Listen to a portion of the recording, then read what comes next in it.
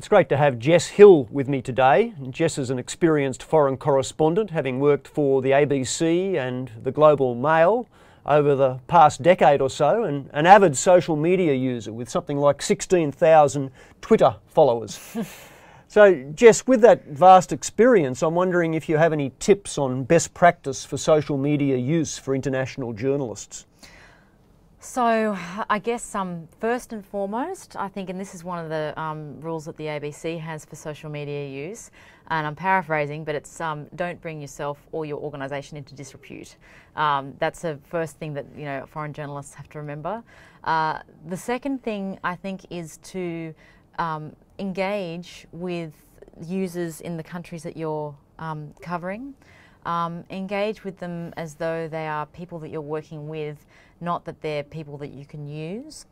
And I see that happen really too often with journalists, that they'll just pick up on people, local people on Twitter or on Facebook, and just drop in on them suddenly, and then ask them to either give them an interview or to give them information or things that are quite sensitive in some cases, without actually sort of doing the legwork and getting them to trust them first.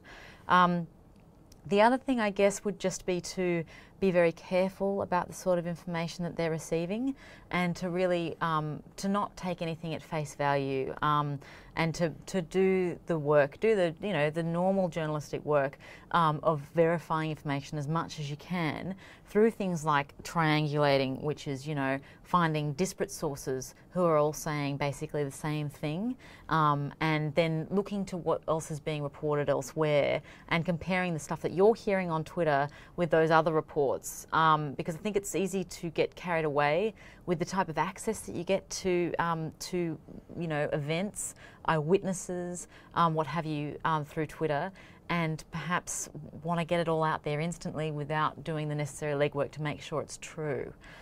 So those are the major things that I think people need to keep in mind. Well, there's a lot in there, and a lot of it comes back to sound journalism practice anyway, that verification and accuracy and checking and double checking. I've heard the phrase used in some quarters, what used to be "if in doubt, leave out," has become "it won't be wrong for long." Yes, that's right. And that's a sad situation for journalism, I think. Is.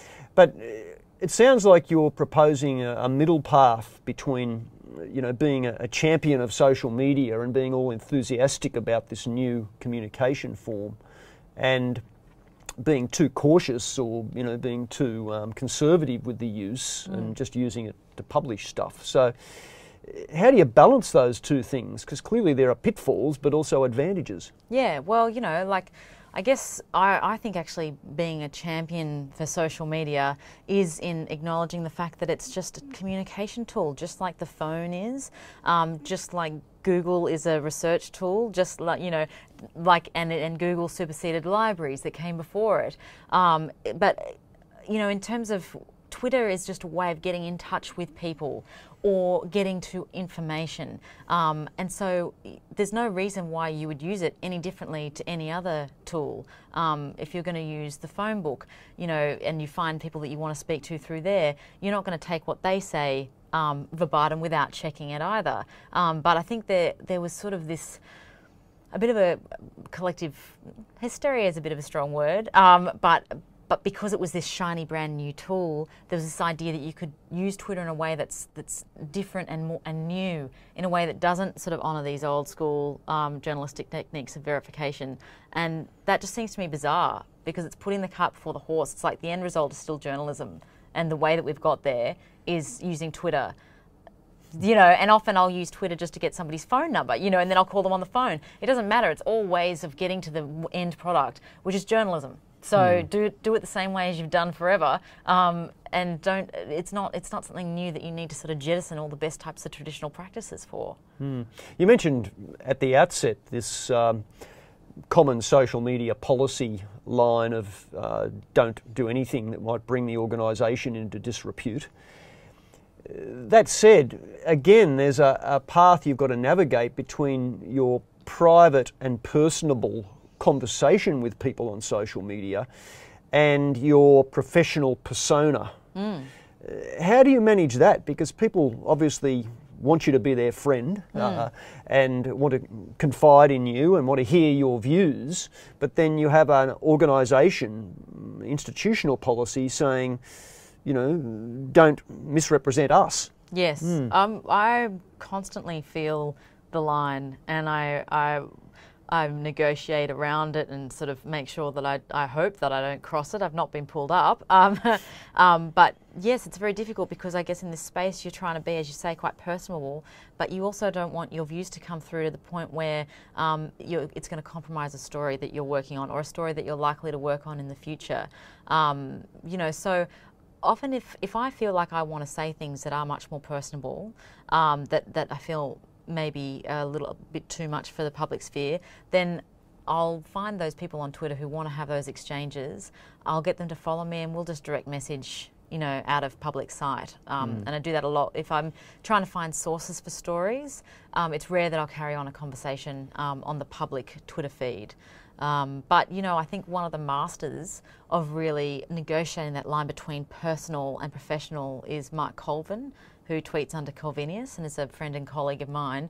And he's able to, I look to his feed almost for guidance really on where is the line especially for an ABC employee. I have to be very careful about what we put out about our own personal views.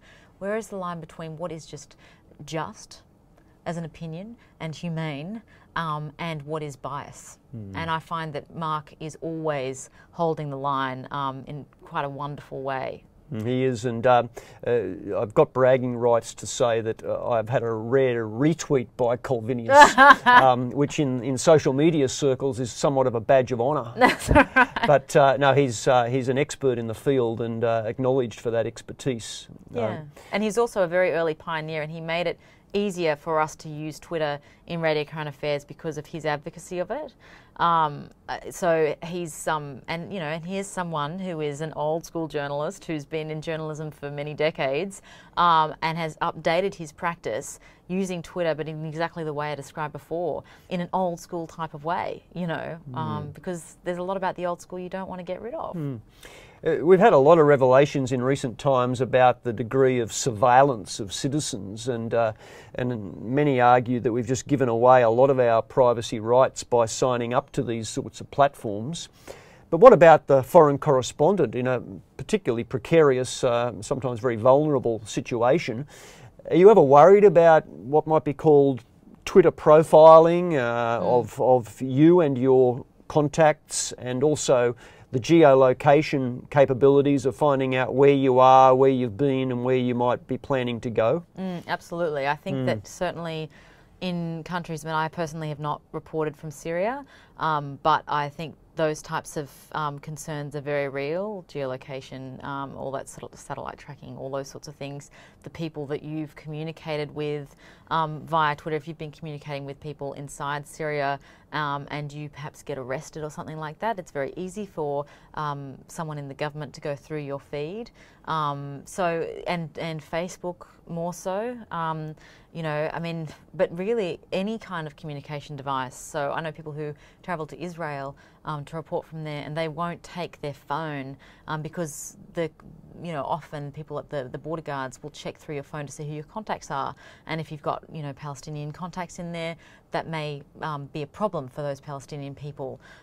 So yeah, I mean, or any type of record of people that you've been in touch with can be a problem, depending on which country you're reporting from. We've just, jobs are hard to find in journalism, certainly in some parts of journalism, and we've just had a journalist in the UK be very innovative by crowdsourcing funding so that he could cover the News of the World trial. Is there the opportunity for foreign correspondents and international journalists to be able to get crowdsource funding to tweet a particular story or to go to a particular place? There's opportunity for everything. I guess it's just a matter of writing about it in such a way that you sell your wares and people want to fund you. I mean, I have a friend, Matthew Clayfield, who crowdfunded some of his foreign correspondence to Russia and other places. I mean, yeah, the list is as long as your arm. I think the favourite one that I have of someone who has crowdfunded their foreign correspondence, or correspondence, let's say, unless you think Tasmania is a foreign country, which some people do, is First Dog on the Moon, and I think John Kudelka, who's both cartoonists. They actually crowdfunded a whiskey tour of Tasmania, for which they were going to produce a leather-bound book for, successfully crowdfunded the entire thing. So you can crowdfund anything you want as long as you have, as long as you're able to promote it, and as long as you're able to sort of, you know, make it seem like a viable proposition and people want to pay for it, you know. Well, it's always been a great thing about journalism, and I've always been amazed that people basically just pay you for writing stuff, and it seems that there might be some people out there willing to do it in new media. So thanks for your time today, Jess. Pleasure. Thanks, Mark.